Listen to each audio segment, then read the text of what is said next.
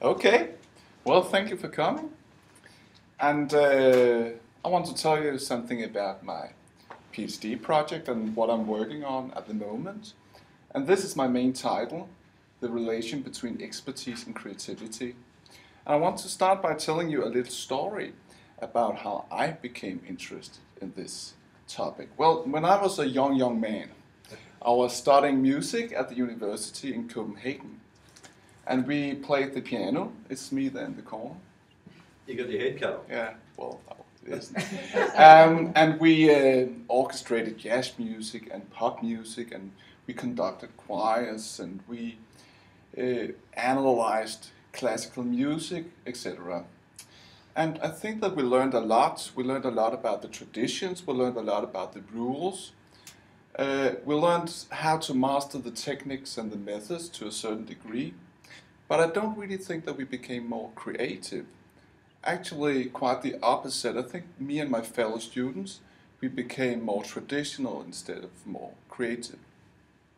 And to me, this little story produces a number of questions because on the other hand, we know that expertise, in most cases, is a very important precondition for creativity. So what is really the relation between creativity and expertise? Let's have a look at some of the creativity theory. This is Csikszentmihalyi, and I reckon that you know him. He's, among other things, one of the most important and dominant figures in the field of creativity. And he states that a person cannot be creative in a domain to which he or she is not exposed. No matter how enormous mathematical gifts a child may have, he or she will never be able to contribute to mathematics without learning its rule. So the logic is that in order to create something new, in order to break the rules, you have to learn the rules. Evidence supporting this assumption is substantial and can, for instance, be found in Howard Gardner's biographical study of recognized creative individuals such as Freud and Einstein and Picasso and Stravinsky, etc. Furthermore, it's a predominant notion that an individual must practice for at least 10 years in order to create something truly original and valuable. For instance, Gardner argues that even Mozart, who was a child prodigy from an early age, had been composing for at least a decade before he could regularly produce works that are considered worthy of inclusion in the repertoire. Researchers preoccupied by creativity from an everyday perspective adopt kind of the similar approach. This is Anna Kraft, and Anna Kraft, she has done a lot of research regarding creativity in schools and how to facilitate and stimulate creativity among children. And she states that the domain provides a knowledge context within which to be creative. This means that teachers need to be sufficiently knowledgeable of the subject domain to bring learners to the edge of the knowledge and to enable pupil creativity within the domain. However, this viewpoint is challenged in a number of ways. According to some researchers, expertise might also inhibit creativity. This is Sternberg suggesting that concerning knowledge, on the one hand, one needs to know enough about a field to move it forward. On the other hand, knowledge about a field can result in a closed and entrenched perspective, confining a person to the way in which he or she has seen problems in the past. Well, cases and studies, a lot of actually cases and studies indicate that Sternberg might have a point. And what I will do now is that I will show you some examples. However, I want to stress that it's not my intention to show that expertise is bad and must be avoided or something like that. More, I want to demonstrate that this question is rather complex. And when examining creativity and expertise, a lot of other questions must be taken into consideration. For instance, questions about how we understand and define concepts like culture and communication and child and adult and knowledge, etc. And creativity. And creativity as well. That's true. Let's look at some of these examples. This is a rather funny example. It's about a 5-year-old Danish boy in Denmark. He painted some pictures, and these pictures were sent anonymously by his father to a museum of modern art in Denmark. And these pictures were accepted by the committee in spite of substantial competition among different artists, of course. And of course, this is a curious example, but on the other hand, it demonstrates that it is actually possible without knowing the rules, without mastering the techniques and the methods. You can still produce something that is considered creative by the experts within a certain field. This is Henrik Berling. He's a famous Danish composer, and when he describes how he makes music, he explains how he often comes up with new ideas when he plays a wrong note on the instrument. Well, to me it's kind of interesting why you sometimes maybe have to make mistakes in order to create something new and get a new idea. Why isn't creativity just a natural extension of expertise? This is a study conducted by Friends in Sternberg, and all these people are bridge players. However, some of them are experienced and some of them are novices. What they did in this experiment was that they changed some basic rules, and what happened was that the experienced players, they had serious problems adapting to the new rules. However, the novices had no problems adapting to the new rules. And they concluded in the experiment that expertise might sometimes inhibit flexibility. This is another study, I won't go into details, but it's Simonson, and he was interested in the relation between formal education and creative achievements. And he found a correlation between almost no formal education and no creative success. And he found a correlation, a statistical correlation, between a lot of formal education and no creative success. And finally, he found a correlation between a lot of creative success and some formal education, but not too much. That was the conclusion.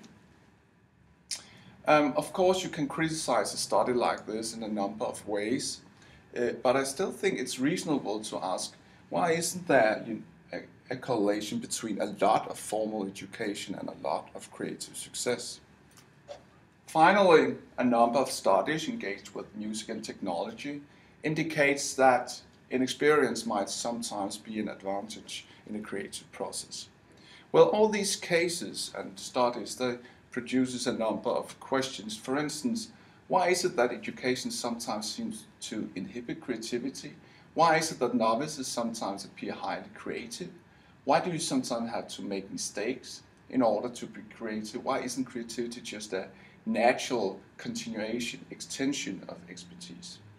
And if you wish to address these questions, you face other questions like what constitutes creativity, what is originality, what characterizes a true autonomous creative artist. Well, of course you cannot answer all these questions as if you were about to uncover some universal law about the relation between creativity and expertise. But what you can do is that you can choose a specific field, a specific domain, and a specific context, and then on the basis of that choice, try to explore some of these questions. And what I have chosen as my empirical object is music, technology, and youth culture. And the reason for that choice is, firstly, it's something that I know something about. I have some experience with music and technology.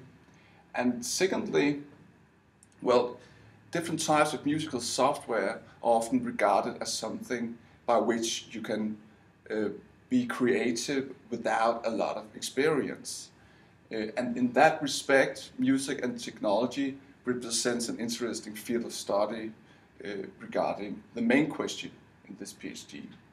And thirdly, a lot of the dominant theory about creativity and expertise is based on rather stable and homogeneous domains, like for instance mathematics and physics and classical music in the 18th century and things like that. And in order to explore these theories and maybe challenge these theories, I focus on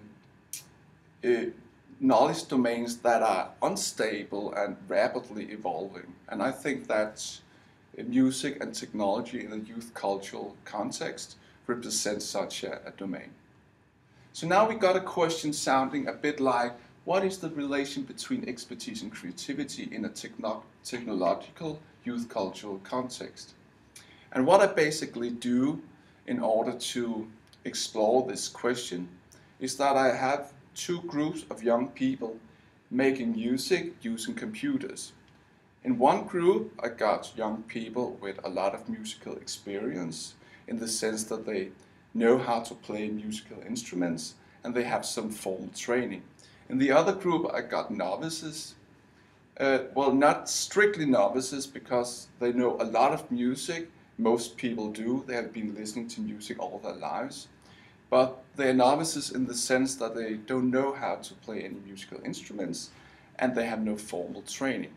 And all these young people, they are making music as individuals and in pairs, and after every session they're being interviewed by me. And apart from that, they evaluate each other's music in a kind of a study group. And in addition to that, some of the final compositions are being evaluated by other groups of people, like a bit like a blinded experiment. This is being done in 3 phases with 3 different groups of people, which allow me to construct hypotheses and try out hypotheses and reconstruct and deconstruct hypotheses, and that's a method partly adopted from grounded theory.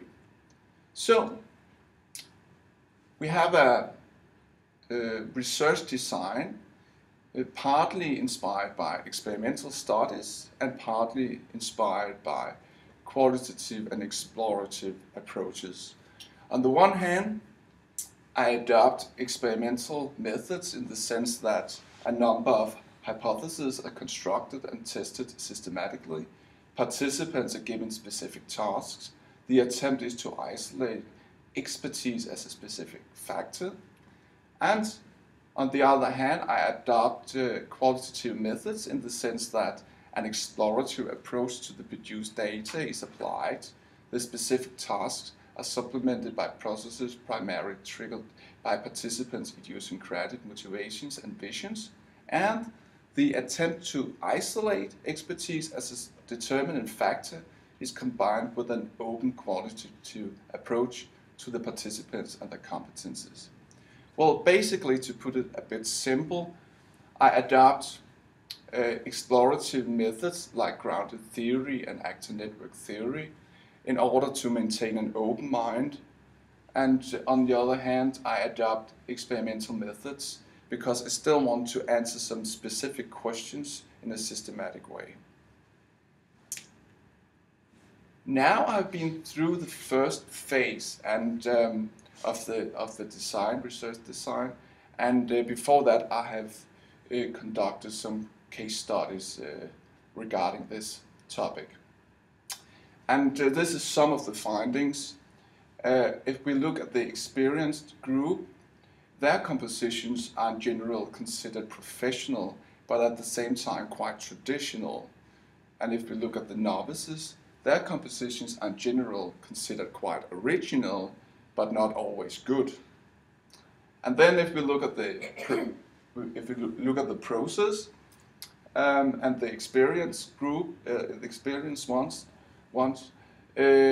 their process may be described as less explorative in the sense that they apply a specific strategy and they try to materialize a specific artistic vision.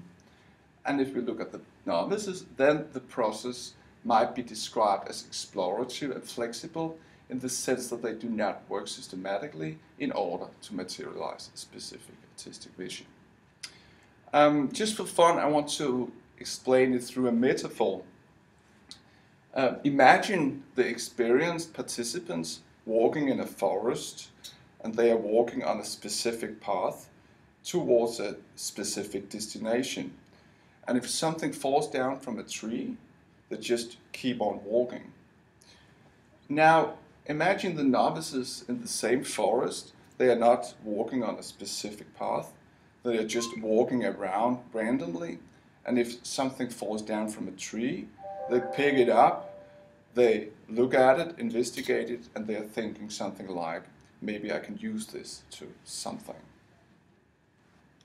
However, some simple causal relationship is not suggested. Isolated examples that contradict the summarized conclusions can be found in every single session. So, that was it. Yes. Yes. Take a seat so we can discuss things. Yeah. Yeah, I've just got a question. I might have just missed it, but what criteria was used